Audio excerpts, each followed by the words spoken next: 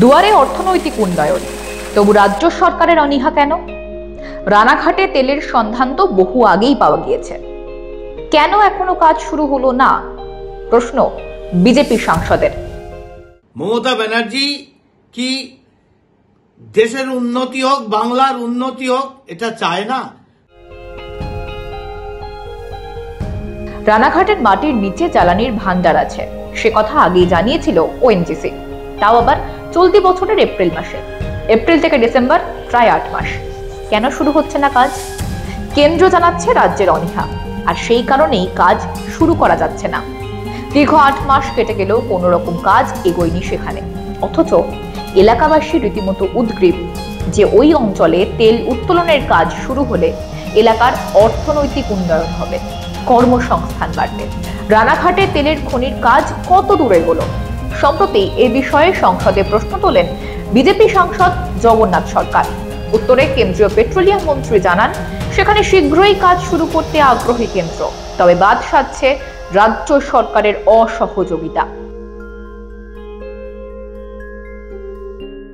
অশোকনগরে প্রাকৃতিক গ্যাস এবং তেলের যে অফুরন্ত ভান্ডার পাওয়া গেছে, তা দিয়ে ভারতবর্ষের অর্থনীতি দুরন্ত গতিতে উঠতে পারে, তেমনি মধ্য এশিয়ার ওপর, আরবের ওপর নির্ভরশীলতা কমবে।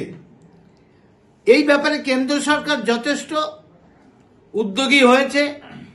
সংসদে আমার প্রশ্নের উত্তরে পেট্রোলিয়াম মন্ত্রী এটা জানিয়েছেন, কাজ চলছে। কিন্তু দীর্ঘদিন ধরে রাজ্য সরকারের তরফ থেকে যে সহযোগিতাটা মেলা প্রয়োজন, সেইভাবে সহযোগিতা মিলছে না।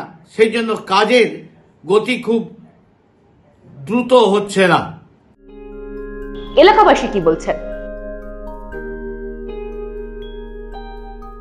এলাকাতে খুব ভালো উপকার হবে, সবকিছু হবে, উন্নতি হবে, সবকিছুই হবে। এখানে যদি একটা জিনিস পাওয়া যায় বা পাওয়া গেছিল আগে, তারা তারা চলে গেছে। একসময় চেক করতে এসেছিল, তো চেক করে অনেক কদিন রিসার্চ চলছিল, কিন্তু আর এখন সেটা নেই। এখন তারা অন্য জায়গায় আবার চলে গেছে। না, চেক করার পর এখন জানা যাচ্ছে যে এখানে তেল রয়েছে। এটা যদি কাজ শুরু হয়, আপনারা কিভাবে দেখছেন এলাকাবাসী হিসেবে? যদি তেল পাওয়া যায় তাহলে খুবই ভালো। তাহলে কিসের অনীহা? অর্থনৈতিক উন্নয়ন এবং কর্মসংস্থান তৈরির প্রতিশ্রুতি তো খোদ রাজ্য সরকার দিয়েছেন। তৃণমূল সুপ্রিমো নিজে সেই কথা বলেন। তাহলে এখানে সমস্যা কোথায়? এ তো আর্থিক উন্নয়ন দরজায় এসে কড়া নাড়ছে, কিন্তু রাজ্য সরকারের কানে তালা। তারা শুনেও বধির, দেখেও অন্ধ। তাহলে বিজেপির তোলা অভিযোগ অস্বীকার করে তৃণমূল। এ বিষয়ে তৃণমূল বিধায়ক ব্রজকিশোর গোস্বামী বলেন, দেখুন, এই বিষয়টা আমার কাছে ভীষণ ডাইসি একটা বিষয়, ভীষণই ডাইসি। জমির মালিক পরিষ্কার বলছেন যে 2021 সালের পরে ওএনজিসি চলে গেছে। তারপরে আদৌ সেখানে আছে কিনা প্রাকৃতিক সম্পদ তিনি জানেন না, থাকলে তিনি সহযোগিতা করবেন, এটাও পরিষ্কার বলছেন। মাননীয় সাংসদ বলছেন, প্রশ্নোত্তর পর্বে আমি জিজ্ঞাসা করেছিলাম পেট্রোলিয়াম মন্ত্রীর কাছে, উনি বলেছেন কাজ চলছে। কাজ চলার সাথে সাথে কি উনি এটা বলেছেন যে রাজ্য সরকার অসহযোগিতা করছে? আর অসহযোগিতা যদি করেই থাকে, কোন জায়গায় করছে সেটা উনি বিস্তারিত দেখুন।